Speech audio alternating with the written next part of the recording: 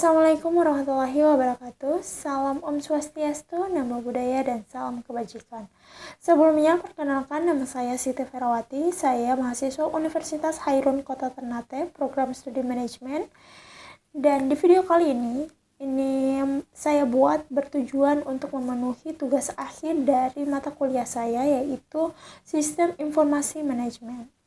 Dan di mana saya akan menjelaskan terkait dengan pengertiannya, sistem pakar, kemudian outsourcing, dan mari kita simak dari materi yang sudah saya rangkum di PowerPoint kali ini. Pertama kita bahas yaitu pengertian dari Sistem Information Management. Sistem Informasi Management atau Management Information System adalah sebuah sistem yang menggabungkan teknologi dengan proses manajerial untuk mengumpulkan, menyimpan, mengelola, dan menganalisis data yang diperlukan, yang dimana untuk mendukung fungsi manajemen dalam sebuah organisasi. SIM sendiri dirancang untuk membantu manajer di berbagai tingkatan dalam membuat keputusan yang lebih efektif dan efisien, dengan menyediakan informasi yang tepat waktu serta juga relevan. Oke, itu tadi penjelasan singkat dari Management Information System, di mana juga mereka memiliki sistem pakar. Sistem pakar ini adalah sistem informasi yang menyimpan pengetahuan pakar untuk konsultasi. Sistem pakar menjawab pertanyaan konsultasi berdasarkan pengetahuan pakar dari sistem ini, di mana kepakaran juga dikenal sebagai keahlian, merupakan pengetahuan yang luas dan khusus yang diperoleh melalui pengalaman, membaca, dan pendidikan. Kemudian, pakar juga memiliki lebih banyak pengetahuan daripada pakar junior dan dapat membuat keputusan yang lebih baik serta lebih cepat daripada non-pakar dalam memecahkan masalah yang lebih kompleks.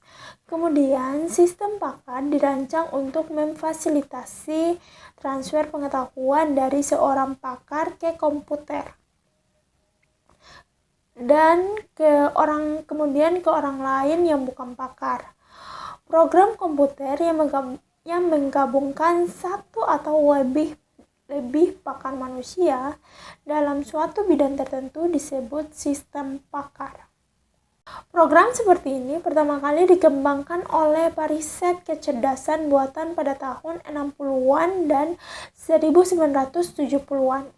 Dan mulai digunakan secara komersial pada tahun 1980-an. Sistem pakar biasanya adalah program yang terdiri dari kumpulan saluran dan melakukan analisis matematis dari informasi tentang kelas masalah tertentu. Jadi mereka kayak lebih ke analisis dulu sebelum mengambil keputusan. Dan kita lanjut ke end user development atau pengembangan pengguna akhir. Adalah proses pengembangan sistem informasi yang dilakukan oleh pengguna akhir dengan sedikit atau tanpa bantuan formal dari para ahli teknis sistem informasi. Pendekatan ini sangat membantu pengguna akhir karena memberi mereka kesempatan untuk menentukan sendiri apa yang dibutuhkan untuk bisnis mereka. Selain itu juga pengembangan pengguna akhir memudahkan pengumpulan persyaratan atau seringkali menghasilkan pengguna yang lebih terlibat serta puas dengan sistem yang ada. Selain end user development tadi, ada juga outsourcing yang harus dilakukan. Dan penjelasan dari outsourcing ini adalah proses di mana memindahkan informasi dalam organisasi ke pemasok eksternal seperti komputer, jaringan telepon, dan pengembangan aplikasi. Itu yang dikenal dengan outsourcing. Kemudian, jika bisnis tidak ingin menggunakan sumber daya internalnya untuk membangun atau mengoperasikan sistem informasi, mereka dapat menyewa organisasi eksternal untuk melakukan pekerjaan tersebut.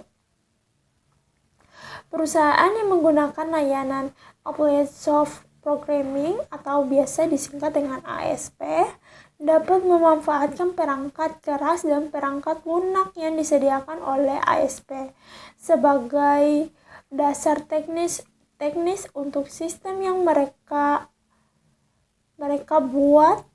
Outsourcing sendiri telah menjadi populer karena dianggap lebih hemat daripada memiliki pusat komputer atau staf sistem informasi sendiri.